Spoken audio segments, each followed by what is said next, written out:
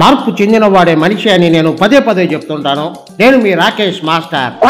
ఈ మధ్యకాలంలో సోషల్ మీడియాలో ఓ పిచ్చి అఘోరి హల్చల్ చేస్తుంది. ఆమెతో మాట్లాడదాం. హలో డూప్లికేట్ అఘోరి, ఏంటి నీ పిచ్చి చేష్టలు? ఎవడెవరా నువ్వు? పిచ్చి గిచ్చి అని వాగుతున్నావు, రక్కేస్తా నిన్ను. నీకంత సీన్ లేదు కానీ మూసుకొని అడిగిన దానికి చెప్పు. లోక కళ్యాణం కోసం ఊర్లన్నీ తిరుగుతున్నా. ఈ జనమే నన్ను రెచ్చగొడుతున్నారు. అఘోరాలు అఘోరీలు ఉండేవి హిమాలయాల్లో, అడవుల్లో లేదా శ్మశానాలు. నీలా ఇలా జనంలో తిరిగి రోడ్ల మీద నానా బేబత్సాలు చేయరు. నేను అందరిలాంటి అఘోరిని కాదు. నా రూటే సపరేటు. Mind it. అఘోరీలు ఇంగ్లీష్ మాట్లాడతారా? ఒక ఇంగ్లీష్ ఏమిటి, ఇండియాలో ఉన్న భాషలన్నీ మాట్లాడుతా. చైనీసు, జపనీస్ కూడా నేర్చుకోకపోయావా నేపాల్? అది సరే, అఘోరీలు కారు డ్రైవ్ చేస్తారా? అఘోరీలు కారు డ్రైవ్ చేయకూడదా? డ్రైవింగ్ నేర్చుకున్నా, తప్పేమిటంట? డ్రైవింగ్ నేర్చుకుంటే క్యాబ్ నడుపుకో, 4 పైసలు వస్తాయి. జనాలను ఎందుకు చంపుతావు? అసలు అఘోరీలు ఎవరిని పడితే వాళ్ళని చేయి చేసుకుంటారా జటాపటారాని? నాకు కోపం ఎక్కువ. నన్ను ఎవరైనా ఏమైనా అంటే నేను ఒప్పుకోను. చేతిలో ఏదుంటే దాన్ని పెట్టి కొట్టేస్తా. నువ్వు కొడితే కొట్టించుకోవడానికి జనం ఏం పిచ్చోళ్ళు కాదు. ఉతికి ఆరేసి నిన్ను ఇస్త్రీ చేసేస్తా. అవును, అఘోరీలు రాజకీయ నాయకుల్ని కలవాలని చూస్తారా?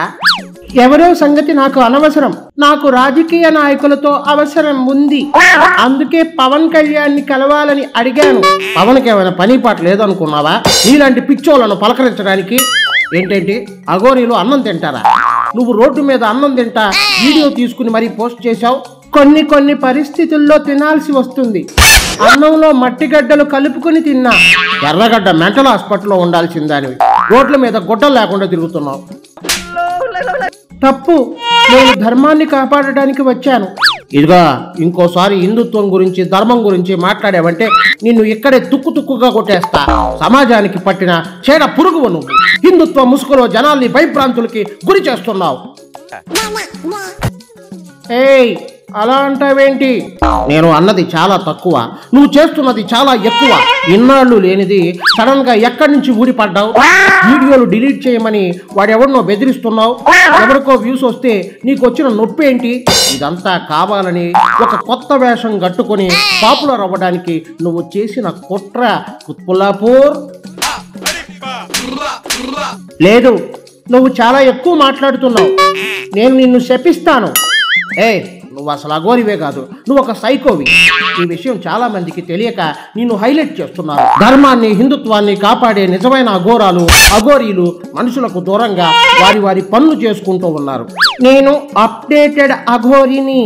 అప్పడాల కర్రేం కాదు. ఆ కార్లేంటి, ఆ కారులో ఆ పుర్రెలేంటి?